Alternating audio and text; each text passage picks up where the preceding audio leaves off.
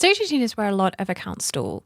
They don't seem much different to stage 17, but suddenly your DPS isn't killing everything, your team isn't able to survive, and everything just seems like slightly out of reach, and it can become incredibly frustrating. Today I want to break down what each of the gear raids are actually asking of you and give you a few tips and tricks to help you finally break that wall and start getting the reliable mythic gear. Hi there and welcome to the channel. I'm Slate, and today we're talking about why gear raid 18s feel so hard and what you can do to beat them. So typically speaking, as you're making your way up through the gear raids, you sort of hit a couple of walls. There's this sort of initial wall where you sort of go, oh, okay, and you start to hit these red stages, start to get mythic gear. But a couple of promotions later, different things like that, like I talked about in our last video, getting that core team leveled up, you sort of go, okay, I can do it, and you can progress on. But then you seem to hit this absolutely gnarly wall at stage 18, and it's like, wait, but I've done everything right. Why can I not break it? And then obviously it feels a little bit overwhelming because everyone talks about the stage 19s to 21s being the premium farm opportunity. And actually, you know, now we've got all the way to stage 24, but it's like, but how on earth do I even break stage 18? And of course, there are a lot of individual guides out there that talk about a specific strategy on how to beat, for example, Gear Raid 1 or Gear Raid 2 or Gear Raid 3 with very specific heroes.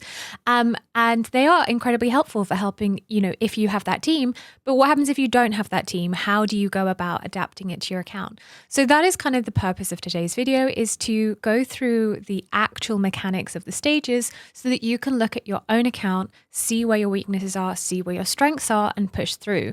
Because what I will say is once you just get one stage 18 done and you start to farm it for some mythic gear, that stat boost becomes huge and then will help you with the other, clearing the other stage 18s as well. And then of course it unlocks gear dungeons, which is another way to get some mythic gear because it doesn't cost any stamina. You get 100 keys per month.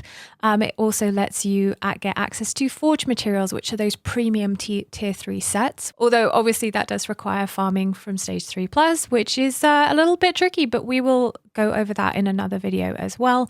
Then of course there is this lovely reward that you get a free legendary hero when you are able to clear the 18s. So it becomes, you know, a really nice reward and everything like that. So anyway, like I said, we're going to go through each of the gear raids, talk about exactly what they do it, show you how I managed to beat it on 2 different accounts so that we can sort of talk about some similarities and differences, which will hopefully help empower you to take it on your own account. So starting off with Gear Raid 1, it is essentially a straight up DPS check. And why do I say that? Because essentially what is going to happen is you have all these mobs come down, they're going to hit the wall, they're going to hit the other wall, and you have to kill them in time. One thing I will say is basically AoE magic damage is like the king of this stage.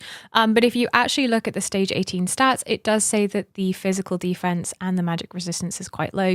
So what does that mean in terms of heroes? If we look at the main sources of AoE, we are really looking at our mages, and there are a lot of options for AoE magic damage. One of the loveliest early options is actually going to be Iona, who you can pick up for $5 if you are someone who wants to spend in Watcher of Realms. You then have AoE marksmen such as Nyx or Razak. You even have some AoE tacticians in Valara if you manage to pull her this early on. And then obviously we also do have some fighter options as well.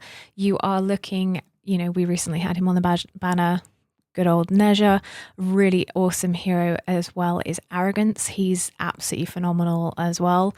And then we have another epic, which is going to be Estrid. She does AoE, but the interesting thing is what I would say is that because it is a DPS check, there are a couple of things that you're going to need. One, obviously getting 6 stars and promotions is really important, huge amounts of stats. But obviously, if you're not farming the 18s, you probably haven't got very good gear at this point. So how do you boost the DPS that you have if you haven't really got, you know, artifacts and gear? Well, that is where you want to bring in both debuffers and buffers. So one thing that's really cool about an Estrid, for example, is that she has a 20% chance to launch a defense reduction, which means that the enemy is going to go, you know, down. Another fantastic option is someone like a Greed, who is able to put magic resistance. So if you pair them with an AoE mage, that's going to help. There are a lot of other heroes that also put out debuffs. And so having debuffs put onto the mobs is going to help do more damage to them. So I think it's one thing that is sort of sometimes, you know, the difference between a clear and a not clear is having some kind of magic resistance physical resistance or defense reduction done onto the mobs by a debuffer. Now, unfortunately, debuffs aren't something that come up in the tag filter, which is slightly annoying. So just check your DPS. Like here, it says it inflicts vulnerability, and that can be really nice. Another way to also crowd control that is really good, especially if you are pairing with a cultist thing, is to bring in someone like an Alucas who does an absolute ton of slows, because with the cultist buff, any damage done to CC'd enemies is going to do more damage, so a way to boost your DPS damage. And then of course the other fantastic hero that we get is going to be Mari. She is able to do some slows. She is able to put out both vulnerabilities, but the other thing she's able to do is freeze as well. And that freeze can be the difference between passing and failing, because stopping the mobs from attacking the wall can buy you a few extra seconds. So debuffers are a fantastic way to help your DPS. But it's not just about the debuffs, it is also about the buffs that you can bring in. And so obviously anything that has like an inspiration, like a Dolores or a Dao-Chen, that is going to boost the attack of your DPS is fantastic. Also looking at anything that helps your team ult more, and that would be rage regen of some description. And then the other thing is that there is a lovely little rare called Autumn who is able to give you both a crit damage and a crit rate increase on her ultimate. So if you are struggling with your builds and you aren't able to get that 100% crit rate, bringing in an Autumn and lining up her ults with your ults is going to be a huge win. And the final thing that you need to do is some kind of healer, because there are these like arrow things that hit the wall and that can wipe your team as well. Okay, so here is the light versus dark. Light is on the top, dark is on the bottom. I'm going to pause and talk about different things as needed, but essentially what I want to show you is this. We are going to be placing our DPS on this back row and to the middle, and that is because they're going to be more protected. You'll see at some point these like arrow things come out. They do huge amount of damage to your line, so if you can put your DPS on the back, that can really help. Now, one thing that you'll see here immediately with our initial lineup is on the bottom we are using 2 AoE mages. We actually got Voltus in there as well, so it's 3 AoE mages. Whereas for the light account, we just have Iona for AoE damage, and then we did get lucky and pick up Nezha, but we're also bringing in Astrid, and we also have Lynx who does like burst AoE but some CC, and that's what's there. And then we have Dao-Chen for the inspiration and the boost that she is able to bring to the team. And down the bottom with the dark account, we're using Hollow for some rage regen. So you can see here the placement's the same. Now we've also dropped down Vortex to help survive the healing because we're keeping Dao-Chen in that boost mode. And now we've brought in Greed on the bottom for the debuffs that he is able to bring in. But yeah, like I said, those arrows can be really gnarly. So if you make sure that your heroes are on the back line, they're not really going to take damage. And then it can help whoever is in that middle lane in order to survive a bit better. So we've got a couple healers on both the light and the dark to help things out. And yeah, it is essentially, like I said, just a straight DPS check. Sometimes the very first time what is going to happen is that wall is going to die. Don't worry. I would say if you're over like 50, 60%, or even just 50%, losing that first wall, it's okay. But again, remember that it is only going to be the first 4 squares, or the most left 4 squares that are going to be these 4 down here that are able to then hit mobs that are here on this wall here. And so that is just one thing that I'd say about placement, is make sure that your main DPS is going to be here in order so that once the first wall breaks, you still have loads of time. Like, I think that's one thing to say, is that even if the first wall breaks, you still have plenty of time before they break the second wall. So as long as you're over 50%, you should be okay. So that is essentially finishing off the run for GR1. And you can see 2 very different teams, but essentially AoE, burst damage, and some support and some debuffs as well. Now, in terms of the main mechanics of GR2, it is essentially a survivability check. The main thing that you are going to need are healers and tanks, and 1 primary DPS.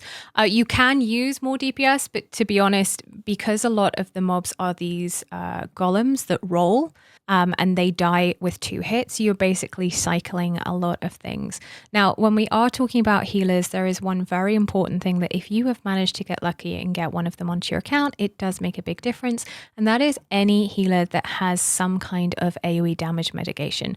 Percy is a beautiful example, and he has also got this absolutely huge range. If we go to max level, you can see he's got this, big vortex range, which really helps.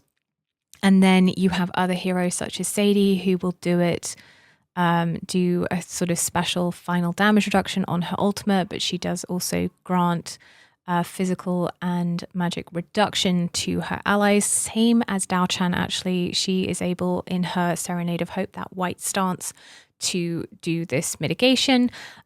You've got a Narissa who as well, and then you also have the lovely Draylon as a tank who is able to do that mitigation as well, AoE damage reduction, which is fabulous, is really, really good. So definitely having something like that really helps. But then the other thing to do, like I said, Vortex is just fantastic for a couple of reasons. One, he has a massive range, but two, his shields that he is able to put out actually absorb damage and therefore protect your allies more. So if you can get him, and because he's HP based, you need to build him tanky to survive anyway. And so that really helps. And it's the same with the Madan. So what I definitely say is if you can get two healers, you're going to need 2 or 3 healers in order to beat this stage. And then the main thing when it comes to tanks is, to be completely honest, anything that has a second life, Rocks, Baron, Regulus, Toreador, they all make it a little bit easier and they give you that safety net of a second life. But of course, any tank is really going to help as long as, you're building them in HP bonus. And then the other thing to talk about is obviously the little star of the show, this wonderful rare called Decimus, who has this ability, this invincibility, and he also regenerates very quickly to come back on the board. So essentially that is the core. And then it is any AoE DPS. Whoever you have brought in Gear Raid 1 is definitely an option in order for Gear Raid 2. And yeah, you want to be utilizing that Doom set. It's fantastic. Now, for my light account, I used Lynx, and for my dark account, I think I used Honora actually. But essentially, you just want AoE damage. Whoever is at 60, that is going to help. And then obviously when the boss comes, that can be good. Now, obviously later stages, you can utilize like the Volca strat, the Laurel strat, different things like that. But for stage 18, it is essentially have as few people on the board as possible, cycle those tanks, and hopefully stay alive. Now for Gear Raid 2, I would say that again, it's a pretty similar thing. What we are doing, if we start it off, is we have a DPS and a healer. In the very top, we're using Lynx for light, and we're using Honora for dark. But what you'll notice here is we haven't put a healer down yet for dark. That's because Baron has second life. So what we are able to do actually is not necessarily put down the healer, whereas the top, we have to put down Decimus. And then we're putting down our healer, and by the time that the Shriek comes up, you will see that both things have 2 healers, a tank, and a DPS. Now, the interesting thing with the light account is that we have Constance, who is also doing some healing as well. So that also helps with some survivability. If you have like a Constance or a Draylon, very, very handy for this. But yeah, so essentially that is what we have got going on here. And hopefully able to survive. I will say that sometimes this can be really tough. So that's where friend assisting a healer can make a really big difference. And then it is essentially Decimus helping block some of the mobs, letting your primary AoE DPS then finishing everything off, bringing them off the board in order to survive. Oh, Decimus has stayed down on the light. Okay. Interesting. That must have been part of the auto. But anyway, runners come down again. You block them. You can see it is a very similar strategy, even though it's completely different heroes. And I will say that being able to time some of the ults helps. And then at the very end, it is just about boss killing. A really lovely trick is to actually block the boss with Decimus till he goes into his like rage state, if you need to do that. And then you can like cycle tanks, or you just bring in more DPS like I did for the dark and just wipe him super, super quickly. So yeah, so that is the way in which that both accounts were able to beat Gear Raid 2. And then finally we have Gear Raid GR3-18, which I will say is probably the hardest. And that is because of two reasons. One, the mobs stay out of range for a very long time. And there are a ton of them. Like, oh my goodness me, there are an absolute ton of them in stage 18. You get these huge, like, just swarms on each of the side, and you have this boss in the middle. So essentially what you need is 2 long range AoE damage dealers. Pierces are the best, and we will go over them, but you can also use mages. I will definitely say that. And then obviously you need something that is going to handle this middle, and you're going to need a couple healers to keep everyone alive, because obviously if the flyers come down, there's that. But obviously you have to make sure that whatever you're bringing in is able to hit air, because a lot of heroes don't actually hit air in terms of, you know, someone like a Giri, amazing hero, unable to hit air. So that is definitely something into consideration. So obviously your pierces are fantastic. And now that we get Eliza at day 2, the extended range is going to help a lot. So obviously, some of the best options are going to be a Nyx. Kai is really good at it as well. You could use a Razak. A fantastic epic option is actually a Maul, because he has a really long range on his ultimate, and he also has some knockback as well, which is really nice. And if he's more awakened, he's that. And then obviously a fantastic star of the show is Idril, and that is because she's able to hit across the board on her ultimate, which means if one of the mobs has like come through and is about to get to the portal, if you ult with her, she can like snipe it. That can really make the difference. But of course, like I say, crowd control is really fantastic as well, and my boy Lucas is absolutely fantastic there as well. And then obviously mages are an option too. So essentially each side needs to do AoE damage, and then the middle needs to take down the boss and some of the mobs in there. But what you'll see is that we go about it in a very different way. So with the light account, we are using Idril, and we have got links to cover the other side. Idril again is able to pop off with Laurel Cycling, gets her going more. But down the bottom, you'll notice that we are using Vienna and Zilla2 and Hex to basically hold that middle line. And then what is going to happen is we're going to try and deal with the sides. Now, I'm going to just quickly pause it here. You can see the light account is going to be using Iona. What I would say is whoever you've used to beat Gear Aid 1, you can use pretty much to beat Gear Aid 3. It definitely, there is an overlap. What I will say is that, again, someone like Iona who has the slows, bringing the CC in helps a lot. So she's not able to hit them till they come down, and then she'll be able to burst them. But what you'll notice here is that the dark account doesn't have anyone on that right-hand side. And that is because we are going to do something funky with Vienna. But very quickly, looking to the left platform, we have Maul for light, and we have Nora for dark, and they are going to be who is going to be in charge of handling the left-hand lane whilst the middle takes down the boss. And you can see the light absolutely smash down the boss very, very quickly, and now dark is doing it. But you'll see here it is going to be a combination of, at the very bottom of the screen, sorry he's cut out, is going to be a Lucas for slows. Being able to crowd control air units is huge. And his slows are really helpful. And then what that means is Vienna is able to do some more damage. And then she's able to do her big execute in 3, 2, 1, boom. And that is how I managed to do it with her, clearing out the mobs on that side. So again, on the light account, we have 2 AoE damage dealers in order to hold each side, and then boss killers in the middle. And you will see that Naja got picked up.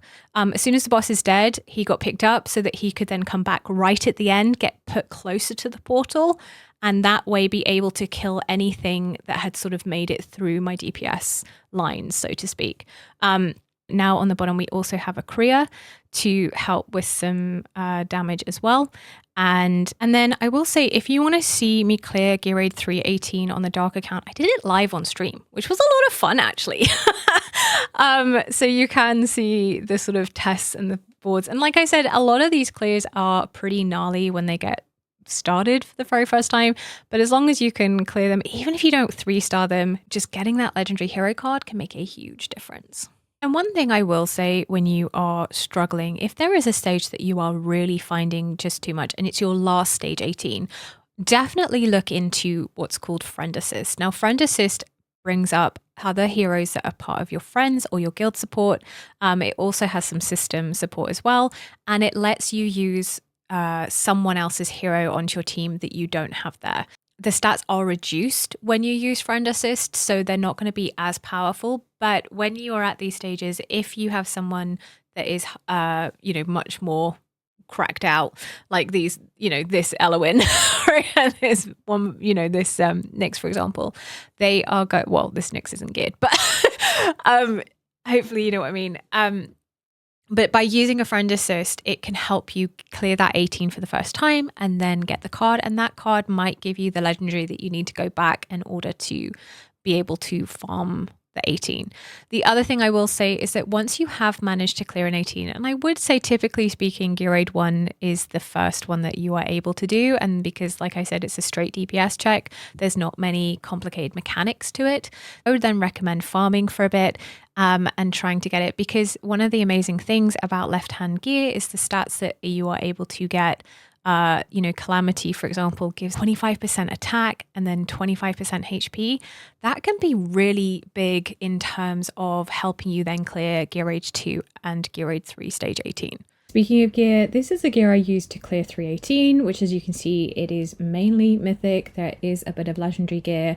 It's not all fully leveled. We are using that Volca Doom set and some of the pieces along the way. And yeah, not great artifacts, but essentially what you can see is I've consolidated it into the main people, and being able to do this because I did farm the stage 2 and stage 1 once I was able to clear it. So yeah, those are the stats. And that is what allowed us to beat all 3 18s on this like challenge account by day 11, which I was really happy about. Yeah, those are the main mechanics that you need in order to beat Gear Raid 1, Gear Raid 2 and Gear Raid 3.